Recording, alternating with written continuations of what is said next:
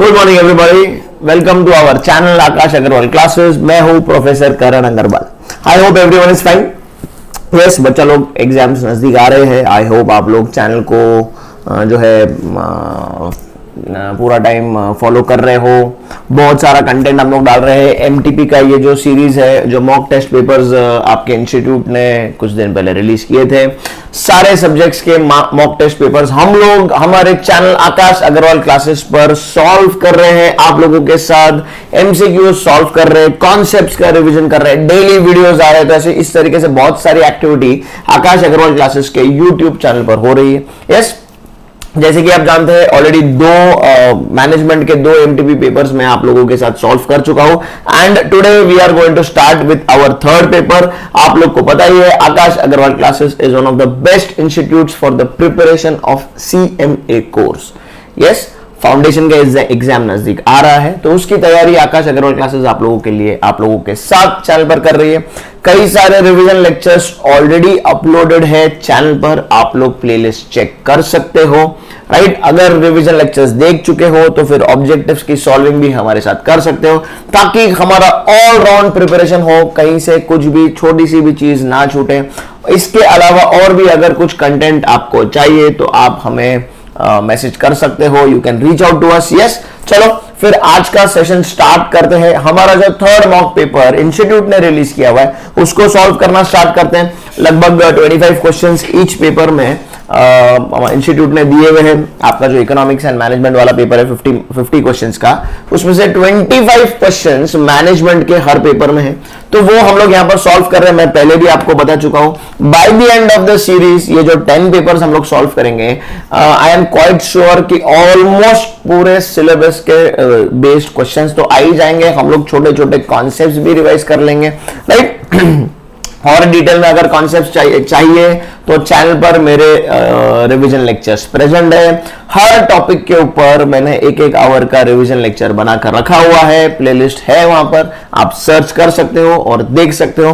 Right, so let us start. चलो और time waste ना करेंगे, आज का सेशन स्टार्ट करते हैं हम लोग। इस तरीके से और भी कोई आपको लगता है कि कोई चीज रह गया है, छूट गया है, और कुछ आपको हेल्प चाहिए तो you can message us, you can reach out to us.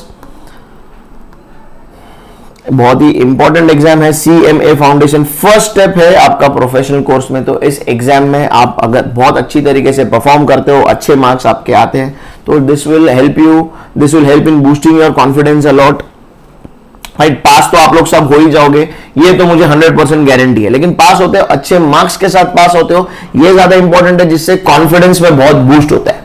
Right, चलो, I think this is the paper. Yes, this is paper number 3। सब आप लोगों के लिए मटेरियल रेडी करके रखा हुआ है बच्चा। देखो, अगर पढ़ाई करना है तो इस तरीके से करना है कि कुछ स्कोप ना बचे, डाउट का कोई स्कोप ना बचे कि ये नहीं हुआ, वो रह तो नहीं गया, ऐसा किसी भी सब्जेक्ट में कहीं से भी होना चाहिए, कहीं से भी नहीं होना चाहिए, सॉरी। सो उसी का ऑल राउंड प्रिपरेशन जिसे कहते हैं, वो आकाश अग्रवाल क्लासेस की टीम आप लोगों के लिए कर रही है। Right, so on this note let us start with our session. Question number 70, क्योंकि 50 क्वेश्चन है तो बीच में कुछ इकोनॉमिक्स के हैं, कुछ मैनेजमेंट के। तो हमारा जो पहला मैनेजमेंट का क्वेश्चन है आज का, वो ये है, which source of power is based on individuals knowledge, special skills, abilities और प्रीवियस एक्सपीरियंस। जो भी टाइप्स ऑफ पावर हमने देखे, reward power, coercive power, referent power, उसमें जो लास्ट वाला पावर आता है एक्सपर्ट पावर, ये ऐसा पावर है which is based on individuals knowledge, special skills, abilities और previous experience। उसको अपने नॉलेज के बेस पर, अपने काम के अनुभव के स्किल के बेस पर जो पावर, फॉर एग्जांपल आप टीचर्स को फॉलो करते हो, फॉर एग्जांपल आप आकाश अग्रवाल क्लासेस की टीम के वीडियोस, कंटेंट जो है, टीचिंग जो है वो फॉलो कर रहे हो, तो this is giving us some power कि हमारे नॉलेज के बेस पर लोग हमें फॉलो करते हैं, हमारी बात सुनते हैं, हमारा दिया गया टाइम टेबल फॉलो करते हैं। राइट, तो ये एक तरीके से एक्सपर्ट पावर है। तो B, expert power is the answer. Reward power, जहां पर हम लोग रिवॉर्ड देने की कैपेसिटी में होते हैं काम कराने के लिए। कोएर्सिव पावर, जहां पर हम लोग पनिश करते हैं काम ना करने पर। रेफरेंट पावर, हमारी पर्सनालिटी के वजह से जो हमें मिलता है। और फिर आता है एक्सपर्ट पावर, जो हमारे नॉलेज, स्किल्स, अनुभव, एजुकेशन के बेस पर मिलता है। क्वेश्चन नंबर 18 आगे देखेंगे हम लोग। Which source of power is based on manager's ability to punish a subordinate? अब तेरा क्या होगा कालिया? गब्बर सिंह ने कालिया को गोली मार दी थी क्योंकि वो उसके ऑर्डर्स फॉलो नहीं कर पाया। Nothing but coercive power. A coercive power is manager's ability to punish a subordinate. ये ऐसा पावर है जो एबिलिटी देता है मैनेजर को कि वो अपने सबऑर्डिनेट को, जूनियर को, अपने टीम मेंबर्स को पनिश कर सके, पेनलाइज कर सके अगर वो ऑर्डर्स फॉलो नहीं करते, टारगेट्स अचीव नहीं करते, काम नहीं पूरा करते। राइट? आप लोगों को भी कॉर्पोरेट कल्चर में बहुत जल्दी काम करना है, तो ये सारी चीजें आप लोगों को इसीलिए मैनेजमेंट लेवल पर सिखाई गई है, इस बेस फाउंडेशन लेवल पर सिखाई गई है। Very soon you are going to be part of a wonderful organization earning lots of money, lots of respect। तो ये बेसिक कॉन्सेप्ट हम लोगों को पता होने चाहिए। राइट? बहुत ही प्रैक्टिकल सब्जेक्ट है। ऑल्दो बहुत सारे लोग बोलते हैं मुझे कि मेरे इंडस्ट्री के लोग, टीचर्स भी बोलते हैं कि थियोरी सब्जेक्ट है, थियोरी सब्जेक्ट है। हालांकि मैं ऐसा बिल्कुल भी मानता नहीं हूं।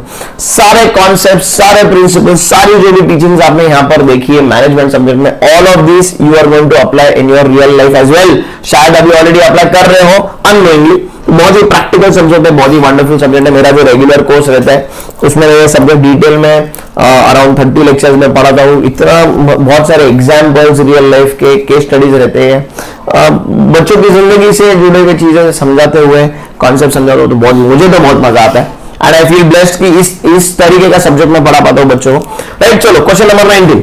The right to give orders and power to extract obedience. The right to give orders, आपको अधिकार है ऑर्डर देने का, और एक्सट्रैक्ट ओबीडियंस, मॉनिटर आपसे होमवर्क करवाता था, आपका होमवर्क चेक करता था, नहीं होने पर टीचर को रिपोर्ट करता था।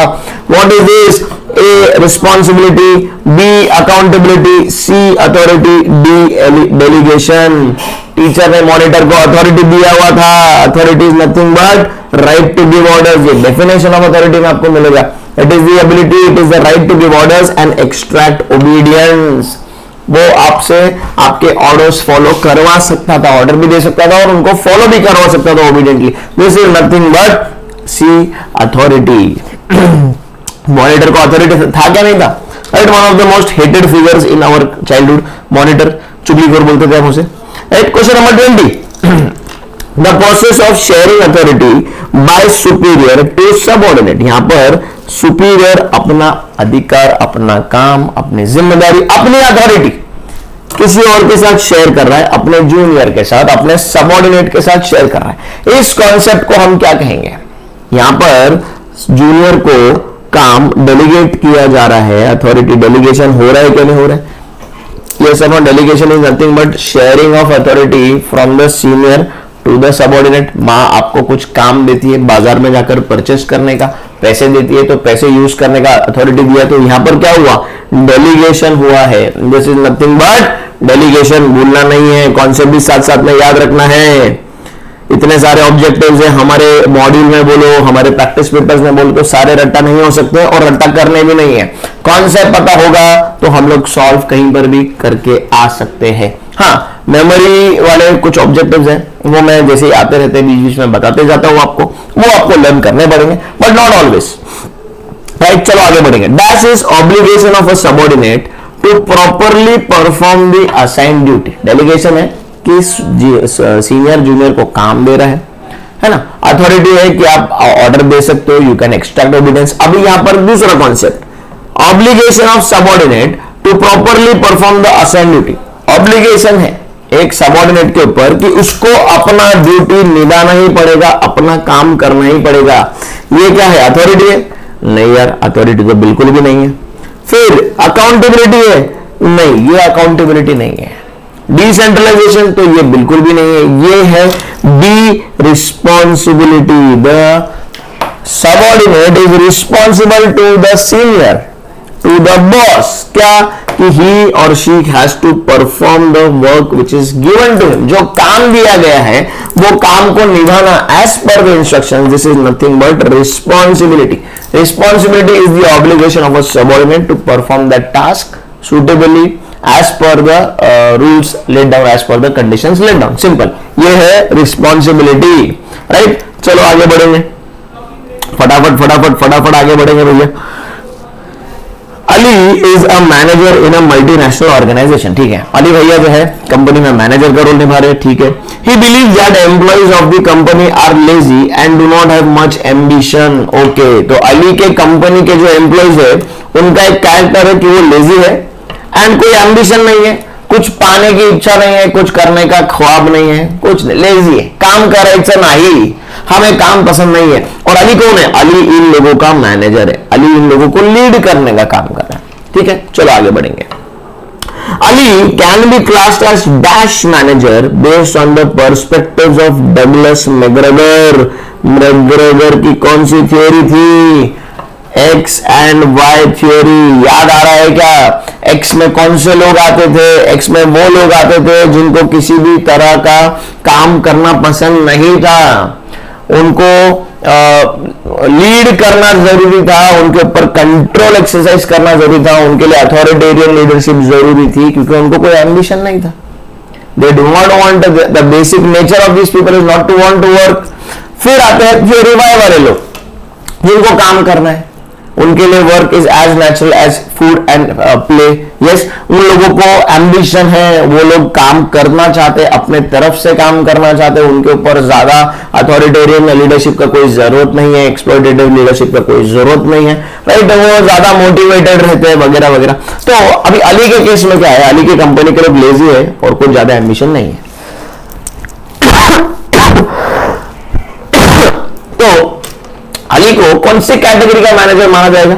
मैकग्रेगर थ्योरी के हिसाब से, मैकग्रेगर थ्योरी के हिसाब से Ali will be leading people from the x group, yes और नो। तो ये थ्योरी एक्स वाला मैनेजर माना जाएगा क्या नहीं माना जाएगा? On the basis of Douglas McGregor theory X and Y, yes और नो। तो ये थ्योरी एक्स को बिलोंग करता है, क्योंकि उसके टीम में लोग कौन से? आलसी लोग हैं, काम करना नहीं है, कोई मोटिवेशन नहीं है, कोई रिक्वायरमेंट नहीं है, कोई एम्बिशन नहीं है, राइट।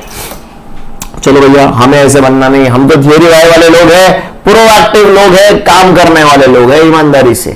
जी हाँ, चलो क्वेश्चन नंबर, अब अगला आता है क्वेश्चन नंबर, कहीं गया है क्या भैया? क्वेश्चन नंबर 24, ठीक है, देखो जूम इन है पूरा जी, zoom in, okay. In dash leadership it is in fact no leadership at all. वाह, बहुत मस्त। कौन सी लीडरशिप है जो actually no leadership at all है? हमने देखे वेरियस, हमने लीडरशिप पैटर्न्स देखे, अथॉरिटेरियन लीडरशिप, ऑटोक्रेटिक लीडरशिप देखा हमने, डेमोक्रेटिक लीडरशिप देखा, लेजर फेयर लीडरशिप देखा है ना, फ्री रेन लीडरशिप हम लोगों ने देखा। तो इनमें से कौन सी लीडरशिप है which is no leadership at all? Democratic, autocratic, free rein या ब्यूरोक्रेटिक? अभी ध्यान से बात को समझो। फ्री रेन लीडरशिप में there is complete delegation of authority, मतलब ओनर ने, आपके जो भी सीनियर्स है, बॉस है, उन लोगों ने पूरा का पूरा अथॉरिटी आपको दे दिया है कि ये काम है और इस काम को आपको अपने हिसाब से करना है। मोटा मोटी जो है गाइडलाइंस जो बनाकर रखा हुआ है, एंड जो मैनेजमेंट है या जो बॉस है या ओनर है, जो भी सीनियर है, उनका क्या काम है? Basically factors of production arrange करके दो, मतलब अवेलेबिलिटी सब चीजों की करके दो, बाकी सारा का सारा जिम्मेदारी जो है, ज्यादा का सारा डिसीजन मेकिंग काम जो है वो उनके नीचे वाले लोगों का, मतलब मिडिल या लोअर लेवल मैनेजमेंट का है। तो ये क्या है? यहां पर कोई लीडरशिप आ रही है कि? यहां पर तो कोई लीडरशिप है ही नहीं, because there is complete delegation of authority. यहां पर कंप्लीट फ्रीडम है कि आपके ऊपर कोई बॉस नहीं है, कोई लीडर नहीं है, आपको अपने हिसाब से काम करना है, काम को डेवलप करना है, डिसीजंस लेना है। So the answer becomes no leadership at all is free rein leadership. अपना सी जो है ऑप्शन फ्री रेन लीडरशिप है, there is no leadership at all. Actually इस केस में there is no leadership at all, free rein leadership, right. Concept को भूलना नहीं है। फिर आगे आते हैं क्वेश्चन नंबर 25 पर। Free rein leadership is also known as laissez faire leadership. Laissez faire, yes, ये तो हम लोग को पता है, ये शायद फ्रेंच वर्ड है लेजर फेयर, वहां से ये फ्री रेन लीडरशिप आया। फ्री रेन, रेन कोई कंट्रोल नहीं है, फ्रीडम है, कंप्लीट फ्रीडम है। एम्प्लॉइज जो है, मैनेजमेंट जो है अपने हिसाब से, जो lower level middle level management जो है, एम्प्लॉइज जो है वो अपने हिसाब से, मैनेजर जो है वो काम कर सकते हैं, डिसीजंस ले सकते हैं। Also known as laissez faire leadership, right. ऐसे क्वेश्चंस भी आ सकते हैं। There is going to be a mixed bag, conceptual questions होंगे, ऐसे एक दो थियोरी वाले क्वेश्चंस होंगे, फिर आपको कुछ मेमोरी टेस्ट करने वाले, कौन सा डेफिनेशन किसने दिया है, कौन सी थ्योरी किसके नाम पर है, ऐसे क्वेश्चंस होंगे। केस स्टडीज हो सकते हैं, जैसे अली का केस स्टडी आया था हमारे पास, तो ऐसे एक मिक्स्ड बैग ऑफ क्वेश्चंस होगा। तो ऑलराउंड प्रिपरेशन हम लोग कर रहे हैं, कॉन्सेप्ट है जहां पर लर्न करना है वो मैं आप लोग को बता रहा हूं, तो हमसे कोई भी मिस्टेक होने वाला नहीं है भैया। हम तो पूरे के पूरे मार्क्स लेकर आएंगे मैनेजमेंट सब्जेक्ट में, राइट। चलो question number 26, dash leadership emphasizes on rules and regulations in an organization। dash leadership emphasizes on rules and regulations, एक फ्रेमवर्क बना हुआ है, उसी के तहत काम होने वाला है, उसी के अंडर काम होने वाला है। ऐसा कौन सा लीडरशिप है? A democratic, B autocratic, C legislative या डी ब्यूरोक्रेटिक। ध्यान से बात को समझेंगे। इवन दो हमारे मॉड्यूल में डायरेक्टली ब्यूरोक्रेटिक लीडरशिप के बारे में डायरेक्टली बात नहीं हुआ है, लेकिन हमने चैप्टर नंबर 1 में मैक्स वेबर का ब्यूरोक्रेसी थ्योरी देखा था, जिसमें एक प्रॉपर स्ट्रक्चर बना हुआ है, ऑर्गेनाइजेशन का एक फ्रेमवर्क बना हुआ है और उसी हिसाब से काम होने वाला है। तो this is basically emphasising rules and regulations in an organisation की उसके हिसाब से काम होना चाहिए। फॉर एग्जांपल मैनेजर के वर्किंग आवर्स, मैनेजर की रिस्पॉन्सिबिलिटी, फॉर एग्जांपल उसके नीचे के डेप्यूटी मैनेजर्स या एग्जीक्यूटिव ऑफिसर्स या सीनियर ऑफिसर्स या जो भी एचओडी वगैरह रहेंगे, तो वो किस हिसाब से काम कर रहे हैं? एक पर्टिकुलर फ्रेमवर्क के रूल्स एंड रेगुलेशंस के हिसाब से काम कर रहे हैं। So our answer is D bureaucratic leadership. It emphasises on rules and regulations in an organisation, right. Question number 26 done. चलो क्वेश्चन नंबर 27 है अगला हमारे लिस्ट के अंदर। Which one of the following is are leadership theories. इनमें से कौन सी एक या सारी की सारी कितनी है जो लीडरशिप थियरीज है? ट्रेड थियरी, हाँ भैया ये तो है। बिहेवियर थियरी, ये भी है भैया। कंटिंजेंसी थियरी तो हम लोगों ने देखा हुआ है, कंटिंजेंसी थियरी तो पूरा का पूरा सिखाया हुआ है मैंने। लास्ट में आता है D all of these. Yes, हमारा आंसर है D all of the above. ये सारे के सारे जो है दीज आर लीडरशिप थियरीज। तो our answer is D all of the above. Trait theory, behaviour theory and contingency theory as well, right. चलो क्वेश्चन नंबर 28 है अगला। Decisions into programmed and non-programmed decisions is adopted by whom? किसने बताया था कि decision can be divided into programme decisions and non programme decision? ऐसे कौन से भैया थे, ऐसे कौन से अंकल थे? देखो इसका आंसर शायद हमारे मॉडल में डायरेक्टली नहीं दिया गया है। A Peter Drucker, B Herbert Simon, C M Lopes या डी जॉन मैकडॉनल्ड। हमारा आंसर बच्चा लोग आप लोगों को लर्न करना पड़ेगा। Programme and non programme decisions ये थियरी अडॉप्ट किया गया था बाय हर्बर्ट साइमन। इसको मार्क कर लीजिए और इसको प्लीज आप बच्चा लोग लर्न भी कर लीजिए। मैं नहीं चाहता हूं ऐसा एक आधा भी क्वेश्चन आए और मेरे बच्चे का एक मार्क भी वहां पर मिस हो। यस, जहां जहां पर लर्न करना मैं बता रहा हूं आप लोगों को, वहां पर आप लिख लीजिए, लर्न कर लीजिए, स्क्रीनशॉट ले लीजिए, जो भी हो, मार्क नहीं जाना चाहिए भैया। Decision into programme and non programme were adopted by Herbert Simon, right. चलो क्वेश्चन नंबर 29, फटाफट एमसीक्यू सॉल्व कर रहे हैं, कॉन्सेप्ट्स भी देख रहे हैं, बहुत मजा आ रहा है और बहुत ज्यादा स्पीड में भी नहीं कर रहा हूं। क्या होता है, क्वेश्चन बताता हूं, आंसर पढ़ता हूं, आगे बढ़ता हूं, तो फिर जब अगले वाले क्वेश्चन पे तब तक बच्चे के दिमाग में पिछला वाला चल रहा है, यार क्या बोल रहा था समझ में नहीं आ रहा है। वो गड़बड़ करना नहीं है। एकदम क्लैरिटी के साथ वीडियोस है, एकदम क्लैरिटी के साथ कॉन्सेप्ट बता रहा हूं, क्वेश्चन इंग्लिश में पढ़ रहा हूं, हिंदी में पढ़ रहा हूं, रिवाइज भी करवा रहा हूं, साथ में कौन सा आंसर होना चाहिए, बाकी के जो ऑप्शन है उनका क्या लेना देना है। सो इससे क्या होता है कि आप अगर भले ये एक वीडियो भी दिन में देखें तो भी आपका मैनेजमेंट का पढ़ाई इतने में काफी हो जाएगा। क्योंकि मैं जानता हूं बाकी भी सब्जेक्ट्स है, लॉ है, इंपॉर्टेंट है, अकाउंट्स है, मैथमेटिक्स है, सब्जेक्ट्स बहुत सारे, मेरे बच्चों के ऊपर लोड बहुत सारा है। तो ये सब्जेक्ट का प्रिपरेशन यहां पर जितना हो सकता है लेक्चर के अंदर, वीडियो के अंदर, वो मैं हमेशा कोशिश करता हूं, राइट। इसी तरीके से मैं 11th-12th में ओसीएम भी पढ़ाता हूं कि क्लासरूम के अंदर प्रिपरेशन होना चाहिए, क्योंकि वो भी सब्जेक्ट ऐसा काफी बड़ा हट्टा कट्टा मोटा सब्जेक्ट है, काफी चैप्टर्स है, काफी कॉन्सेप्ट्स है, बच्चों को उसमें भी बहुत सारी थियोरी लगती है, तो उसका भी प्रिपरेशन क्लासरूम में कराने की कोशिश करता हूं। साथ ही में सीए फाउंडेशन में बीसी के बिजनेस एंड कमर्शियल नॉलेज में पढ़ाता हूं, तो वो भी सब्जेक्ट जो है इसी तरीके का है, बिजनेस के बारे में बहुत बारीकियां दी गई है, सब्जेक्ट बहुत ब्यूटीफुल सब्जेक्ट है वो भी, तो वहां पर भी मैं क्लासरूम में प्रिपरेशन कराने की कोशिश करता हूं, राइट। मैं बेसिकली जनरली इस पैटर्न पर पढ़ाता हूं। स्कूलिंग सेक्शन में मैं साइंस, फिजिक्स, केमिस्ट्री, बायोलॉजी पढ़ाता हूँ, तो वहां पर भी मेरे पास बहुत सारे इंटरेक्टिव कोचिंग होती है, उसमें तो बहुत सारे इमेजेस, वीडियोस वगैरह मेरे प्रिपेयर्ड रहते हैं। उस हिसाब से क्लासरूम के अंदर प्रिपरेशन कितना अच्छे से होना चाहिए, that is always my effort, so that क्या होता है कि बच्चों का जो बर्डन है वो कम होना चाहिए, ना कि मैं आपके ऊपर काम डाल दूं और भाई तुम ये कर लो, तुम वो कर लो, तुम ये कर लेना। नहीं नहीं भैया, तो मैं आपका बर्डन बढ़ा रहा हूं।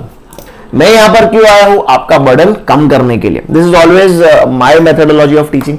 I teach many subjects. I am able to teach maths, science and all 3 languages in the schooling section. 11th 12th में OCM पढ़ा लेता हूँ काफी अच्छी तरीके से, क्योंकि मेरा फेवरेट सब्जेक्ट है बिजनेस एंड मैनेजमेंट। ये मेरे फेवरेट सब्जेक्ट्स में से काफी मैंने उनमें पढ़ाई भी की हुई है, साथ साथ में तो मजा भी आता है पढ़ाने में, राइट।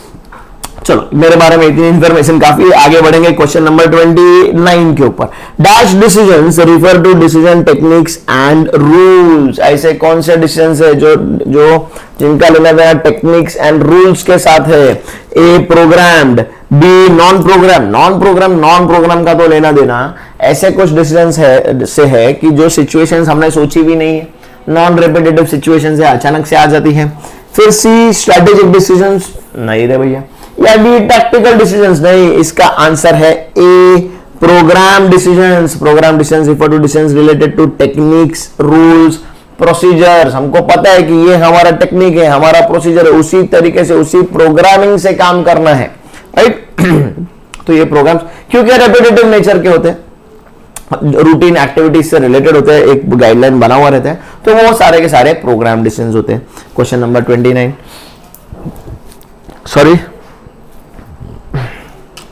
चलो question number 30। Decisions which are made on situations and problems which are novel, novel मतलब न्यू, वो पढ़ने वाली नॉवेल नहीं है क्या? Situations and problems which are new and non repetitive, ऐसे डिसीजंस जो सिचुएशंस पर बने हुए हैं, जो सिचुएशंस न्यू है, अचानक से आ जाती है, रेपिटेटिव नहीं है, कभी तो भी ऐसी प्रॉब्लम आती है, तो ऐसे सिचुएशन में भी डिसीजन लेने, तो इन डिसीजंस को क्या बोला जाता है? इनको बोला जाता है बी नॉन प्रोग्राम डिसीजंस। ये सारे के सारे नॉन प्रोग्राम है, इनके लिए कोई प्रोग्राम, कोई गाइडलाइन, कोई स्ट्रैटेजी बनाया गया नहीं है भैया, कोई टेक्निक नहीं, कोई प्रोसीजर नहीं, अचानक से आने वाली जो सिचुएशन है, जैसे फॉर एग्जांपल दिस पैंडेमिक कोविड-19, नॉन प्रोग्राम थे, वी वर नॉट रेडी। ऐसा कोई भी ऑर्गेनाइजेशन ने ऐसा सोचकर नहीं रखा होगा कि कभी ना कभी ऐसा कुछ इमरजेंसी आएगा and they are prepared for it, no one. So this is a non programme decision. ऐसे भी डिसीजन आते हैं लाइफ में बच्चा, राइट। हम लोग को तैयार रहना होता है। एक चीज याद रखो, कितना भी बड़ा मुसीबत आए लाइफ में, 2 चीज आपको बचाती है, एक चीज है एजुकेशन और दूसरी चीज है मनी। ध्यान रखो इस चीज को। और एजुकेशन से बुकिश एजुकेशन नहीं, बेसिकली एजुकेशन को मैं ज्ञान कहूंगा, किसी भी तरह का है। मनी जरूर काम में आता है और एजुकेशन भी बहुत काम में आता है, और मनी को पाने का सबसे आसान, सबसे सरल, सबसे बेस्ट उपाय एजुकेशन वाला रास्ता है। इस रास्ते से होकर मनी तक पहुंचोगे तो मनी कभी भी लाइफ में शॉर्ट नहीं होगा। ध्यान रखो, ये 2 चीजें हमेशा मुसीबत से बचाने में हमको काम में आती है। तो इन दोनों चीजों का जो है लेना देना बहुत नजदीक से है, क्योंकि अगर हम लोग ने एजुकेशन वाला रास्ता चुन लिया तो वो रास्ता हमें मनी तक, रिस्पेक्ट तक लेकर जाएगा, जो हमें लाइफ में कोई भी प्रॉब्लम को फेस करने में जरूर मदद करेगा। ये चीज को ध्यान रखना, बहुत ही छोटी एज में बहुत बड़ी बात आप लोग को बता रहा हूं। Question number 31, tactical decisions are made to implement all your strategic decisions. हम लोग टैक्टिकल डिसीजंस कब लेते हैं? जब हमने कुछ इंप्लीमेंटेशन करना है किसी स्ट्रेटेजी का, किसी स्ट्रेटेजिकल डिसीजन का। यस, तो tactical decisions are made to implement strategic decisions. इसको प्लीज लर्न कर लीजिएगा बच्चा, राइट। भूलना नहीं है इस तरह के क्वेश्चन को। क्वेश्चन नंबर 32, चलो थोड़ा सा स्पीड बढ़ाएंगे, फटाफट टॉपिक को क्लोज करेंगे। 32, which of the following are modern techniques for non programme decisions. ये हमारे चैप्टर का सबसे लास्ट वाला टॉपिक था। इनमें से कौन से डिसीजंस है, कौन सी टेक्निक्स है which are made for non programme decisions? Techniques, modern techniques for non programme decisions कौन से वाले हैं? एक क्रिएटिव टेक्निक्स, जी हाँ क्रिएटिव टेक्निक तो है। B participative, yes participative technique भी है। सी ह्यूरिस्टिक टेक्निक जो ट्रायल एंड एरर पर होती है। यस, ये भी पार्ट है modern technique for non programme decisions. मतलब हमारा आंसर क्या है? आंसर है D, all of the above. All these three creative, participative, heuristics are modern techniques for non programme decisions. Yes, ये हमारा एंड का पार्ट था चैप्टर का, आप लोगों को याद होगा।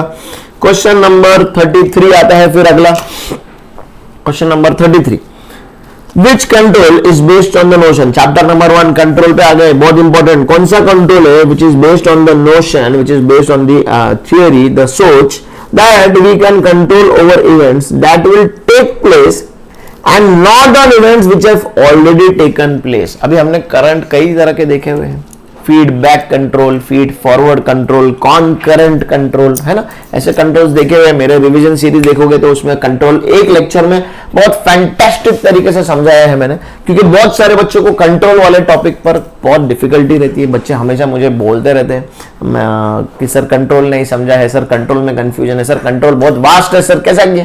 कुछ नहीं करना है, मेरा 1 घंटे भर का लेक्चर रहेगा, हार्डली 40-50 मिनट्स का लेक्चर रहेगा, वो लेक्चर देख लो, पूरा का पूरा कंट्रोल मैंने उसमें मस्त समझाया है, राइट। तो यहां पर अभी हमारा क्वेश्चन है कि ऐसा कौन सा कंट्रोल है which is talking about control over events that will take place and not on events which have already taken place। A post control, B concurrent control, C pre control and D जो है वो है feed forward control. ध्यान से बात को ध्यान रखेंगे बच्चा, इस चीज को अपने जहन में बिठा लेंगे। पोस्ट कंट्रोल, जब भी इवेंट हो जाता है उसके बाद अगले इवेंट से पहले हमको क्या चीजें करनी चाहिए, क्या चीजें नहीं करनी चाहिए, उस एक्शन का नाम होता है post control. It is talking about events that will take place and not which have already taken place. ये ऐसा कंट्रोल है जो हो गया है उस पर नहीं, जो आगे होने वाला है वहां पर कंट्रोल एक्सरसाइज करना। अगली बार ऐसा नहीं होना चाहिए। अब तक लेक्चर नहीं देखे, ठीक है, आगे से लेक्चर देखने हैं। आकाश अग्रवाल क्लासेस के सारे फैकल्टीज के वीडियोस फॉलो करने हैं, सब्सक्राइब करना है, शेयर करना है। ये पोस्ट कंट्रोल है ताकि अगली बार ऐसी गलती नहीं होनी चाहिए। This is post control. Concurrent control, steering control, मेरा पिछला लेक्चर देखा होगा तो लाइव ऑन द स्पॉट जब काम चल रहा है तब। Pre control, feed forward control, हम लोग फॉर एग्जांपल कहीं जाने से पहले गाड़ी में पेट्रोल चेक करते हैं कि नहीं, तो फीड फॉरवर्ड कंट्रोल है। हवा चेक करते हैं कि नहीं, तो फीड फॉरवर्ड कंट्रोल है, राइट। तो आंसर है ए, पोस्ट कंट्रोल। अभी अगला क्वेश्चन देखेंगे हम लोग। क्वेश्चन नंबर 35 है लिस्ट में, which is not the step in staffing process। बड़ा इंपॉर्टेंट वर्ड है not the step। इनमें से कौन सा स्टाफिंग प्रोसेस का स्टेप नहीं है? ए सिलेक्शन। भैया सिलेक्शन तो है ना यार, सिलेक्शन नहीं करेंगे तो स्टाफिंग होने वाला है क्या? Man power planning, very important process, staffing का बहुत इंपॉर्टेंट पार्ट है। ट्रेनिंग एंड डेवलपमेंट, सिलेक्शन हो जाता है उसके बाद ट्रेनिंग एंड डेवलपमेंट का अपॉर्चुनिटी रहता है एम्प्लॉय के पास। D education is the right answer, क्योंकि education is part of training and development, है ना, उस तरीके से एजुकेट किया जा रहा है, अलग से कोई एजुकेशन नाम की चीज नहीं है। तो D education is not a step in the staffing process. Yes, इसको याद रखना है हम लोगों को, राइट। क्वेश्चन नंबर 36 है अगला लिस्ट में। यस, चल। Which communication, again chapter number 1, usually passes through written orders, reports and manuals. ऐसा कौन सा कम्युनिकेशन है जो यूजुअली पास होता है written orders, reports and manual से? Written orders, written reports and manuals, कौन सा कम्युनिकेशन है? ए डाउनवर्ड कॉन्सेप्ट, देखो यहाँ पर कौन सा वाला कम्युनिकेशन चल रहा है, कहां से कहा जाएगा फिर वो मैच हो जाएगा। ए डाउनवर्ड, बी अपवर्ड। ऑर्डर कभी नीचे से ऊपर जाते हैं क्या भैया? कभी नहीं जाते हैं। सी लैटरल, ऑर्डर एक डिपार्टमेंट से दूसरे डिपार्टमेंट, एक एम्प्लॉय से दूसरे एम्प्लॉय, ऐसा जाता है क्या? आजू बाजू वाले को देते हैं क्या? नहीं देते। D all of the above तो कभी भी नहीं है। मतलब क्या है? Downward communication, top level management से नीचे, मिडिल लेवल, मिडिल वाले से लोअर लेवल। ये जो रिटर्न ऑर्डर्स है, रिपोर्ट्स है या मैनुअल्स है, these go from the top to the bottom, downward communication. इसलिए कम्युनिकेशन कौन सी चीजों का हो रहा है वो समझना बहुत ज्यादा जरूरी है, राइट। एक बेसिक सा कॉन्सेप्ट अगर हमको पता है तो ये क्वेश्चन कितना आसान हो गया है हमारे लिए। क्वेश्चन नंबर 37 है अगला लिस्ट में। Dash is aimed at maintaining harmony among employees and groups in an organization. Which function of management is aimed at maintaining harmony among the employees and groups in organization? Organisation के सारे members, सारे groups, departments, उनके बीच में harmony maintain करना, ये किसका काम है? ये हमारे डायरेक्शन डिपार्टमेंट का, डायरेक्टिंग फंक्शन का काम है। ये हम लोगों को लर्न करना होगा। ये हमारे डायरेक्शन के डेफिनेशन में, हमारे मॉड्यूल में दिया गया है statement. Directing is aimed at maintaining harmony among employees and groups in the organisation. Yes, तो A is the answer. Supervision और कंट्रोल नहीं है भैया, कोऑर्डिनेशन इसका नहीं है। कोऑर्डिनेशन आगे देखेंगे हम लोग, कोऑर्डिनेशन किसके लिए बनाए गए हैं। क्वेश्चन नंबर 38 यहां पर आता है, dash is the process where an executive develops an orderly pattern. Okay, कोई executive है, he is developing, कोई manager is developing an orderly pattern of the group effort. ठीक है, जो भी subordinates है, जो भी ग्रुप है, उनका एक orderly pattern डेवलप कर रहा है among his subordinates and secures unity of action. सबके सब एक ही दिशा में, एक ही साथ, एक ही तरीके का काम, एक ही तरीके से कर रहे हैं। unity of action, सब लोग एक गोल के तरफ काम कर रहे हैं। तो ऐसा कौन सा मैनेजमेंट फंक्शन है which is working towards developing an orderly pattern of the group effort? Orderly pattern, आपने कोई स्पोर्ट खेला होगा या आपने चक दे इंडिया मूवी शाहरुख खान का देखा होगा, तो वो क्या कर रहा था? अपने टीम मेंबर्स के अंदर कोऑर्डिनेशन पैदा करने की कोशिश कर रहा था कि सारे के सारे एक गोल के तरफ खेले फॉर इंडिया। ये सब एक दूसरे को मिलजुल कर किसने किसको पास करना है, किसने अटैक करना है, किसने डिफेंड करना है, तो ये पूरा का पूरा जो वो प्लान बना रहा था। अगर मूवी देखा होगा या अगर कोई टीम स्पोर्ट खेला होगा बचपन में, तो आप क्या कर रहे हो? यहां पर आप कोऑर्डिनेशन पैदा करने की कोशिश कर रहे हो। You are developing an orderly pattern of the group effort. एक ऑर्डर में, एक सिस्टम से काम होना चाहिए, राइट, एक प्रॉपर सिंक में काम होना चाहिए एंड सबका एक्शन एक दिशा में बढ़ना चाहिए। Simple, right. तो दिस इज कोऑर्डिनेशन बच्चा। बहुत बार क्या होता है, हम लोग कंफ्यूज हो जाते हैं, तो इसका वो उसका ये मार्क करके आ जाते हैं। ऐसा नहीं होना चाहिए, इसीलिए फिर ये मेरे रूटीन कोर्स में ऐसे बहुत सारे इसलिए एग्जांपल्स देता हूं, ताकि फिर क्वेश्चन आता है सामने तो एग्जांपल याद आ जाता है। हाँ, सर ने बोला था, सर ने MS धोनी का एग्जांपल दिया था, सर ने रोहित शर्मा का एग्जांपल दिया था, सर ने शाहरुख खान का एग्जांपल दिया था, सर ने पतंजलि का एग्जांपल दिया था, तो फिर वहां से कॉन्सेप्ट समझ में आ जाता है, राइट। चलो कोई बात नहीं, उसकी जरूरत नहीं है। रिवीजन लेक्चर और ये वाला जो पार्ट इनफ है, इसमें मैं बहुत सारा आप लोग को वैसे भी पढ़ा रहा हूं, तो कोई चिंता करने की जरूरत नहीं बच्चा। Scientific management is concerned with, scientific management is concerned with what? It is concerned with cooperation, not individualism. नहीं रे भैया। Increase production through long experience, नहीं रे भैया।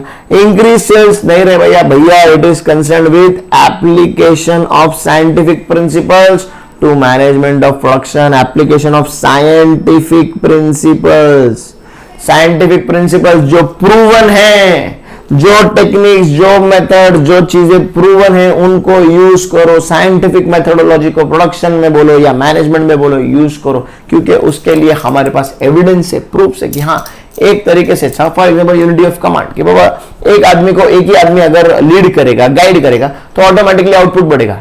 एक एम्प्लॉय पर दो बॉस जो है बॉसिंग करेंगे, इंस्ट्रक्शंस देंगे, तो काम नहीं हो पाएगा। तो ये प्रूवन है क्या? नहीं है, right. For example fair salary, compensation, सही पगार मिलेगा तो एम्प्लॉय मोटिवेटेड रहेगा, ज्यादा परफॉर्म करेगा। तो ये सारे के सारे क्या है? Application of scientific principles, they come under scientific management. Yes, तो सी हमारा आंसर है भैया, राइट। क्वेश्चन नंबर अगला है 40।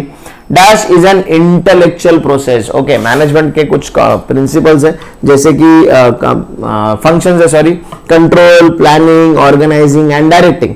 तो which one of them is an intellectual process? भैया प्लानिंग करने के लिए बहुत दिमाग लगता है, बहुत एनालिसिस लगता है, डेटा का बहुत इंफॉर्मेशन चाहिए, उस इंफॉर्मेशन को एनालाइज करके प्लान बनाना है, right. So it is an intellectual process. Planning हर किसी के बस का बात नहीं है।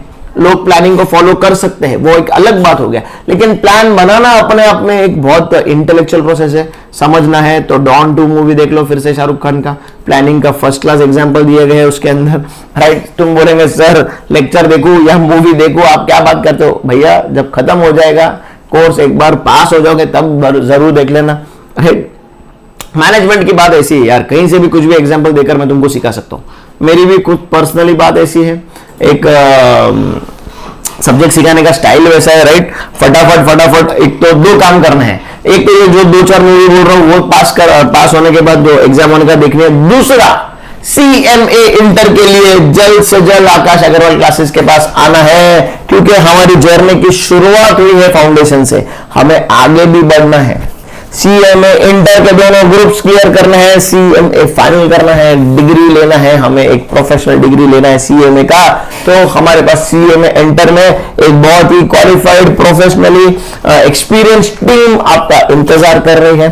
ऑनलाइन एंड ऑफलाइन सपोर्ट दोनों तरह का है, फिजिकल लेक्चर्स है, पेन ड्राइव पर लेक्चर्स है, स्टडी मटेरियल है, हमारा खुद का एप्लीकेशन है जो लाइव स्ट्रीमिंग एप्लीकेशन है, ऐसा बहुत सारा वंडरफुल कंटेंट जो है इंटरमीडिएट के लिए आपके लिए अवेट कर रहा है। तो फटाफट फाउंडेशन क्लियर कर लीजिए।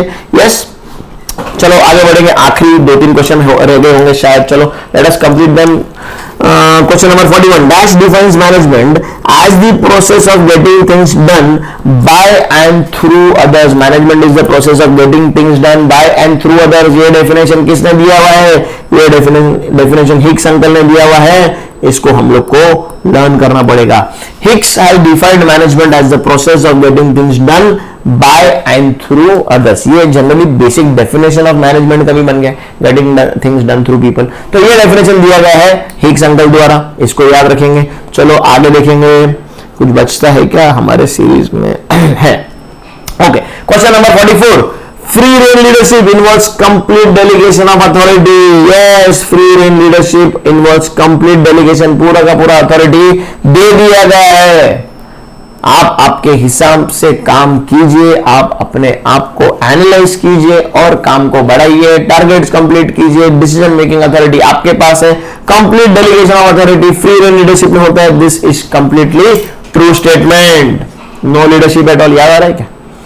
ठीक है, आज का लास्ट क्वेश्चन लेते हैं। Authority can be delegated but responsibility can not be delegated. आप आपकी अथॉरिटी किसी और को डेलीगेट कर सकते हो, काम के साथ अधिकार और जिम्मेदारी दे सकते हो, लेकिन जो responsibility of the junior towards the senior है वो कभी भी डेलीगेट नहीं की जा सकती है। वो रिस्पॉन्सिबिलिटी तो उसी की होने वाली है। This statement is completely true statement. Authority can be delegated but responsibility cannot be delegated. Yes, this is a true statement.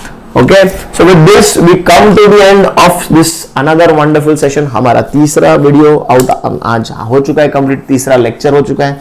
3 MTB के पेपर्स हम लोग सॉल्व कर चुके हैं, साथ साथ में कई सारा कॉन्सेप्ट का रिवीजन भी हो चुका है। आई hope everyone is enjoying. Any अगर और कुछ आप लोगों को रिक्वायरमेंट है, कुछ बच जाता है तो यू कैन कमेंट सेक्शन में डाल दीजिए।